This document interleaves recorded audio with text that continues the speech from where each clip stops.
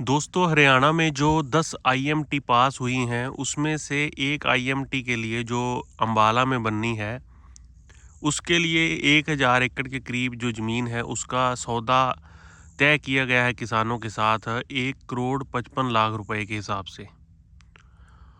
और नायब सैनी ने ये संकेत दिया है कि वो आने वाले टाइम में दूसरे जो ज़िलों में प्रस्तावित आईएमटीज़ हैं, वो भी बनेंगी। यहाँ पर दोस्तों जो मेन सवाल एक है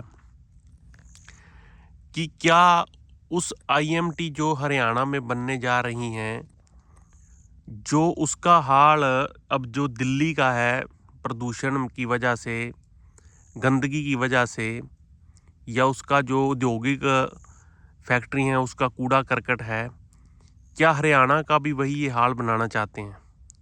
आज दिल्ली वालों की सुनने वाला कौन है? आज दिल्ली वालों का सुनने वाला कोई भी नहीं है। गैस के चैम्बर में वो बजे हुए हैं, ना वहाँ से वो निकल सकते हैं क्योंकि बाहर उनका निकलने वाला कोई है ही नहीं। जैसे अभी पीछे किसान आंदोलन हुआ, तो किसान एक ऐसा कौम है, एक ऐसी मेजॉरिटी थी जो पूरे देश में सबसे ज़्यादा लेवल पर किसान हैं। तो उन्होंने उसका विरोध किया और वो 3 कानून वापस हो गए। लेकिन जो दिल्ली वाले हैं आज, उनकी सुनने वाला कौन है? वो चाहकर भी इकट्ठे नहीं हो सकते क्योंकि उनका जो रहने का पैटर्न है, कोई कहाँ से आकर बसा हुआ है, कोई कहाँ से आकर बसा हुआ है, उनकी मेजॉरिटी नहीं है। लेकिन हरियाणा में जो ये 35,000 एकड़ में आईएमटी बनाने की जो घोषणा हुई है, और एक तो शुरू होने जा रही है, कह रहे हैं कि अम्बाला में जो पास हुई है, तो उसके बाद आप 10 सालों के बाद वाले हाल देखो कि 10 सालों बाद उसका क्या हाल होगा। आज तो ये लोग अपनी राजनीतिक मंशा को पूरी करने के लिए उन ज़मीनों का सौदा कर रहे हैं जो ना केवल भोजन देती हैं बल्कि एक अच्छा पर्यावरण भी हरियाणा को दे रही हैं। लेकिन आप सोच के देखो 10 साल बाद अगर 10 आईएमटी बनती हैं, आगे हरियाणा एक छोटा सा स्टेट है, तो क्या हाल होगा हमारे स्टेट का? क्या हाल होगा हमारे पानी का? क्योंकि जितना भी औद्योगिक इकाइयों से, औद्योगिक फैक्ट्रियों से जितना भी केमिकल निकलता है, वो सारा धरती में डंप कर दिया जाता है। फिर आपकी सुनने वाला ना कोई होगा क्योंकि आप उस टाइम क्योंकि आने वाली पीढ़ी का तो आगे ही बिल्कुल उनको पता ही नहीं कि क्या करना है, क्या नहीं। क्योंकि जिनका आधार जो ज़मीन है, वो एक आधार होता है इस धरती को चलाने का, इस मानवता को चलाने का आधार है ये ज़मीन, ये खेती। अगर 35,000 एकड़ ख़त्म किए जाएंगे तो 35,000 एकड़ और साथ में बिकने के लिए तैयार होंगे। क्योंकि एक बार 35,000 एकड़ मान लो अभी 1.5 करोड़ में बिक गया, तो ऑटोमेटिकली वहाँ पर एक रेट हो गया फिक्स 1.5 करोड़ प्लस। उसके बाद कोई भी किसान, कोई भी उद्योगपति उससे 2 करोड़ में, 2.5 करोड़ में ले लेगा।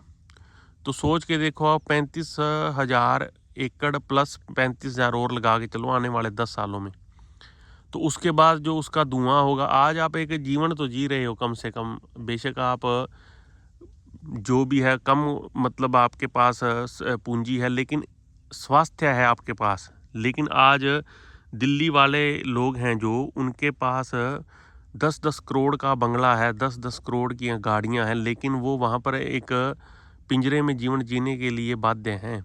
क्यों? क्योंकि वो चाहकर भी फिर कुछ नहीं कर सकते क्योंकि वहाँ पर रहने की आदत पड़ गई है। बाहर उनका कोई सुनने वाला नहीं है। जो सरकार जैसे चलाएगी वैसे उनको चलना उनकी एक मजबूरी है। लेकिन अभी मौका है किसानों के पास कि इसका बायकॉट करने का, क्योंकि इनकी ना कोई योजना है।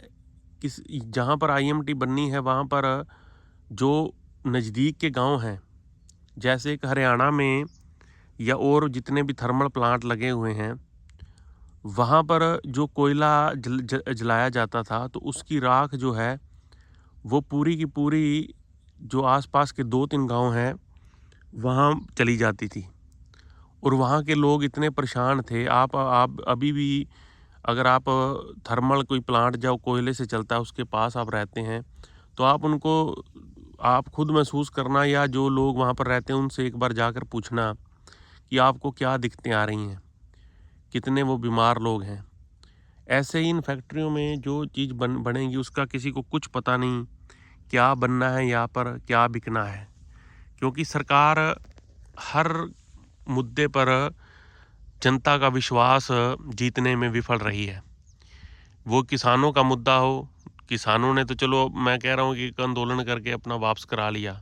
अब यूजीसी है, फिर पीछे जो दिल्ली में लोगों के मकान तोड़े गए, दुकानें तोड़ी गई, फिर जो अरावली पर्वत पर वो भी एक आंदोलन के तहत लोगों ने कुछ बचाया, और कितने जंगल काटे जा रहे हैं।